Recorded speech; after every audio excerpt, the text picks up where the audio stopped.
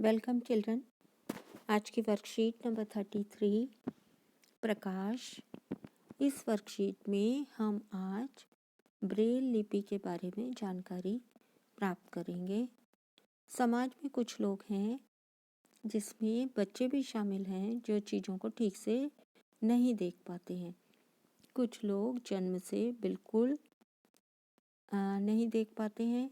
कुछ लोग ऐसे भी होते हैं जो किसी दुर्घटना में या किसी बीमारी की वजह से अपनी देखने की क्षमता खो देते हैं।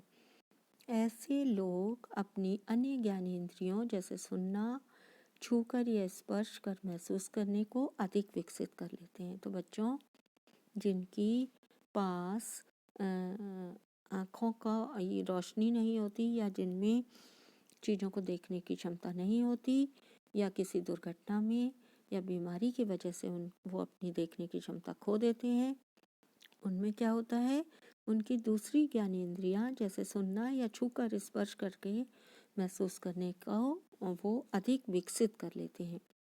कुछ ऐसे तरीके भी हैं जिनसे उनकी पढ़ने की क्षमता बढ़ सकती है। वो कौन से तरीके हैं बच्चों? उसको हम कहते हैं ब्रेल विधि। ब्रेल विधि उन संसाधनों में से एक है। इस विधि में व्यक्ति स्पर्श करके वस्तुओं को पहचानने का प्रयास करते हैं। जिन बच्चों की या जिन व्यक्तियों की देखने की क्षमता नहीं होती या किसी कारणवश समाप्त हो जाती है तो वो चीज़ों को छूकर पहचानने की प्रयास करते हैं। लुई ब्रेल ने पहली बार इस विधि की खोज की जो खुद एक नेत्रहीन व्यक्ति थे। लुई ब्रेल एक वैज्ञानिक का नाम है जिन्होंने ब्रेल लिपि का आविष्कार किया था और जो खुद स्वयं एक नेत्रहीन व्यक्ति थे।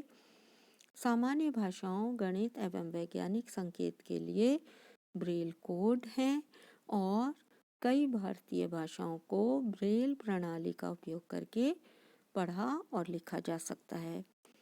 अब हम ब्रेल लिपि के बारे में अधिक जानकारी हासिल करेंगे।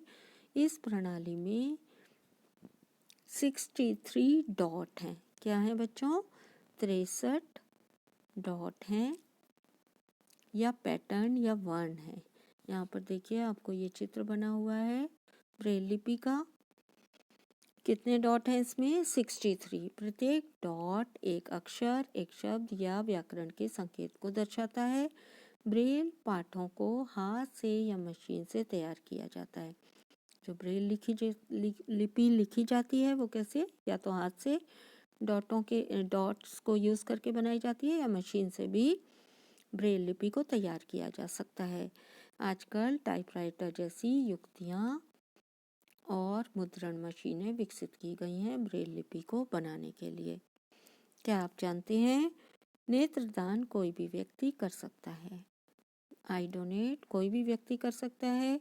यह आँखों के रोगों के साथ कॉर्निया या अंधापन से पीड़ित लोगों के लिए एक मूल्यवान उपहार है।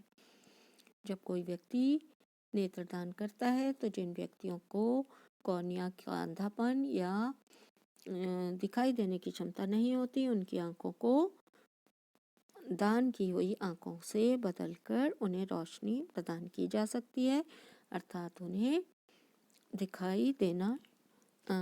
दिखाई वस्तुएं उनके द्वारा देखी जा सकती हैं। नेत्रदान करने वाला व्यक्ति किसी भी लिंग और किसी भी उम्र का हो सकता है।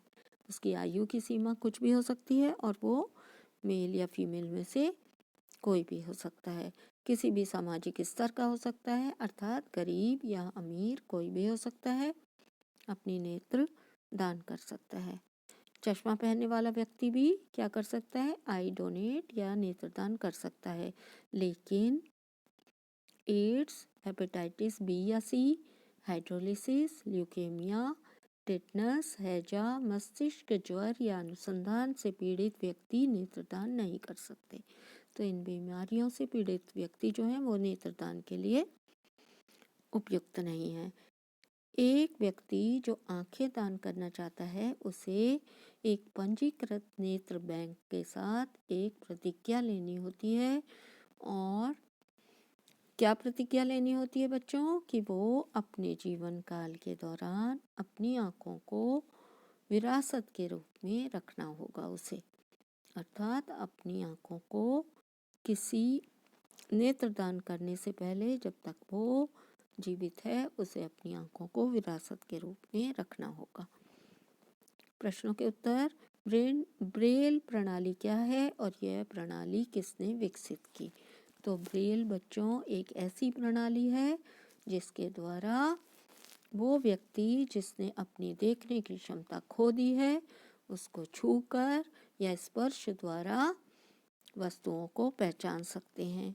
इस प्रणाली का आविष्कार किसने किया था बच्चों? इस प्रणाली का आविष्कार लुई ब्रेल नाम के व्यक्ति ने या वैज्ञानिक ने किया था जो स्वयं एक नेत्रहीन व्यक्ति थे। क्वेश्चन नंबर 2, सही या गलत चिन्हित करें। महिला या बच्चा आंखें दान नहीं कर सकता। तो बच्चों अभी आपने पढ़ा सभी महिला और बच्चे या एक बुजुर्ग व्यक्ति भी आंखें दान कर सकता है, तो ये कैसा हो गया? गलत। चश्मा पहनने वाले व्यक्ति की मृत्यु के 4 से 6 घंटे के भीतर आंखें दान कर सकते हैं। सही है, चश्मा पहनने वाला व्यक्ति आंखें दान कर सकता है और आंखें कितने समय में दान करनी चाहिए मृत्यु के बाद? 4 से 6 घंटे के भीतर। नेत्र दाता किसी भी सामाजिक स्तर का हो सकता है, बिल्कुल सही है, किसी भी सामाजिक स्तर का हो सकता है। अमीर गरीब दोनों व्यक्ति नेत्र दान कर सकते हैं। हाइड्रोलिसिस ल्यूकेमिया से ग्रस्त व्यक्ति नेत्र दान कर सकता है, ये गलत है बच्चों। जो व्यक्ति हाइड्रोलिसिस या ल्यूकेमिया से पीड़ित होते हैं वो नेत्र दान नहीं कर सकते। हमें अपनी आंखें नेत्र बैंक में दान क्यों करनी चाहिए? नेत्र बैंक में हमें अपनी आंखें दान क्यों करनी चाहिए? हमें आंखें दान इसलिए करनी चाहिए, हमारी आंखों के द्वारा हम किसी ऐसे व्यक्ति को की आंखों को रोशनी प्रदान कर सकते हैं जो अपनी देखने की क्षमता खो चुका है, और उनके लिए ये क्या है? एक उपहार है, सबसे बड़ा उपहार है। Thanks for watching.